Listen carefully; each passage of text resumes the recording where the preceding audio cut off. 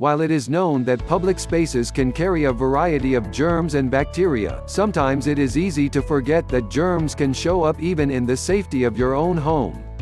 It's more likely that the bacteria you come in contact with will be in your own home rather than in a public space. In fact, your home is a breeding ground for bacteria such as staph, yeast and mold, salmonella, E. coli, and even fecal matter. These bacteria can grow and spread due to surface types, living and lifestyle habits, and spots you may miss or may not thoroughly reach when you do your cleaning. Please watch my full video, and if you liked it, then subscribe my channel. How to Why 10 Deadly Household Items You've Probably Used Today. One study found over 340 different bacteria on 30 different objects in your home. Being aware of where these bacteria appear and what you can do can help lower your risk, and help your state of mind as well. And, with so many of us stuck in our houses under quarantine or lockdown from the flu pandemic, it seems timely to look at the hotspots in our homes, the places that we should give an extra going over when we clean. Number 10. Garbage cans. For many, garbage cans are actually not as dirty as you may think, due to the fact that trash bags which line the trash can itself have become widely popular. However, trash bags don't always hold up to the amount of waste that can accumulate in your household. They are susceptible to ripping and overflowing, allowing the contents to leak out into the trash can itself. In other cases, overfilling the can may cause trash to reach the lid and multiply on the underside. There is an estimated 400 bacteria per every square inch of your garbage can, which might not be as much as your sponge or your cutting board, but still can lead to continued mold and yeast growth. You should clean your garbage can every month, which can be done by spraying it down with a bleach and water mixture, and rinsing it out in your bathtub. It is also important to remember that it's not just the can itself that needs to be cleaned, but also the space where it sits. Bacteria can transfer from moving the bag out of the trash can. It is recommended to clean the area with a household or floor cleaner. Number 9. Remote control. It may not cross your mind when you reach to turn on the TV, change the channel, or adjust the volume what bacteria you're coming into contact with after touching the remote. Due to the high traffic amount remotes can have, whether it be from children to adults, it skips most households' minds to clean the remote as well when cleaning the house. It is, however, important to clean the remote, as 55% of remotes tested positive for having both yeast and mold. Cleaning a remote can be simple, such as using a disinfecting wipe or creating a rubbing alcohol and water mixture and wiping the remote down with a paper towel. Don't forget to take out the batteries and clean inside the compartment as well. Number 8. Kitchen counter. While this may not come as a shock, your kitchen counters harbor a variety of bacteria due to their constant interaction with daily living. Around 32% of kitchen counters have harmful bacteria, 18% of which belong to different molds. This can be a serious problem because bacteria can be spread easily, especially if you commonly touch your face. In fact, the common cold can be passed by simply coming into contact with an infected area and then rubbing your eye. What makes it worse is cleaning the countertop with a used dishcloth or sponge, especially since a dishcloth or sponge is considered to be the dirtiest place in your kitchen. You can clean your counters down by using a household cleaner or with a bleach and water solution. If your counter requires special care due to its material, it is best advised to search what cleaners will be safe to use and won't cause damage to your counter. Number 7. Faucet handles. Unfortunately, in order to clean your hands after using the restroom, you'll need to touch the sink faucet handles first. Because of this, a multitude of various bacteria are passed to the handles, making your attempts at cleaning a bit futile, as you have to turn the faucet off once you're done washing your hands. In a household's bathroom, 27% of the sinks were found to have mold, and some even tested positive for staph. There is an estimated amount of 2,786 bacteria found on a bathroom faucet handle per every square inch. It is recommended to wipe down your handles daily with either disinfectant wipes, spray, or with a bleach and water mixture. Number 6. Stove knobs. An overlooked aspect in cleaning one's kitchen might be one of its main areas of traffic, the stove knobs. For many, the top of the stove becomes routine because the mess is unable to miss. However, some may overlook the knobs of stove, even though bacteria is just as likely to be found on the knobs as it is on the stove.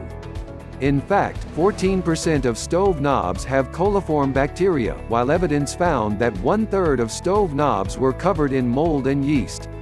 Most of this is due to the fact that often hands aren't washed after touching different items in your home, or even after coughing or sneezing, and the bacteria is spread to the knobs. To avoid this, if possible, remove the knobs and soak them in hot water mixed with soap once a week. If you cannot remove the knobs, clean them once a week by using a designated household cleaner, ensuring that you wipe them thoroughly. Number 05. Coffee makers. Coffee makers may provide what keeps us going, but they also can be a breeding ground for different types of bacteria. In a study, 50% of coffee makers tested had mold and yeast and bacteria such as Staphylococcus, Streptococcus and Bacillus cereus, as well as an accumulation of grime buildup due to lack of maintenance. A coffee maker, no matter whether it be a drip maker or a Keurig, should be cleaned routinely, due to the moist environment being a breeding ground for bacteria. While it may seem like a hassle to take apart the maker, keep in mind that a coffee maker reservoir alone can collect around an estimated 84,982 per every square inch of bacteria. One way to clean the reservoir especially, is to add 4 cups of vinegar and let it sit for 30 minutes before brewing it. You should brew it until the vinegar is gone, then run a few cycles of water to clear out any lingering scents or vinegar traces. Number 04. Kitchen sinks. While this may not come as a surprise to many, your kitchen sink is dirtier than you might realize. An average kitchen sink holds about 4,945 microorganisms per square inch, which is about 70,000 times more bacteria than what is found on your toilet handle.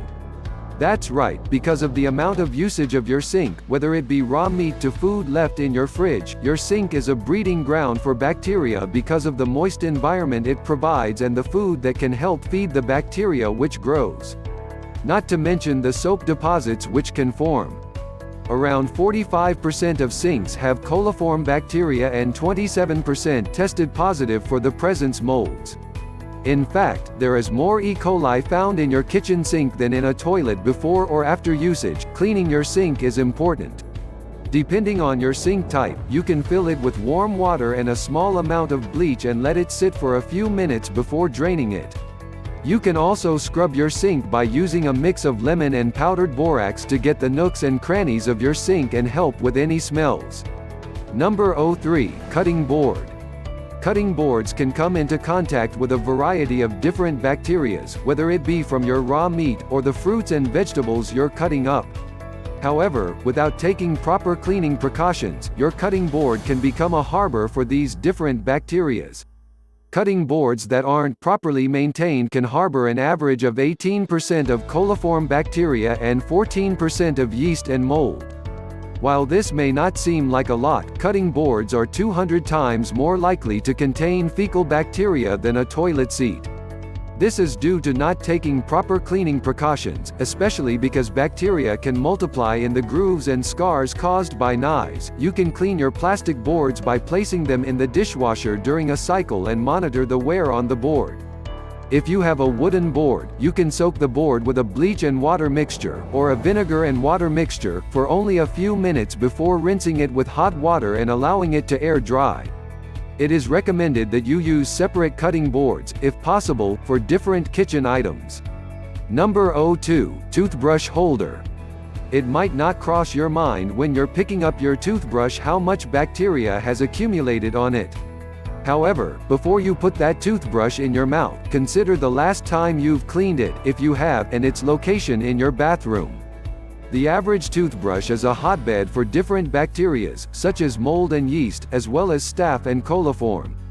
Not to mention the amount of fecal-containing matter that can gather due to its proximity to the toilet. On average, there are 2,465,876 bacterial organisms located on your toothbrush holder. From there, the bacteria can easily spread. You can wash your toothbrush in hot water with soap twice a week, making sure to rinse it thoroughly, and clean the area as often as possible.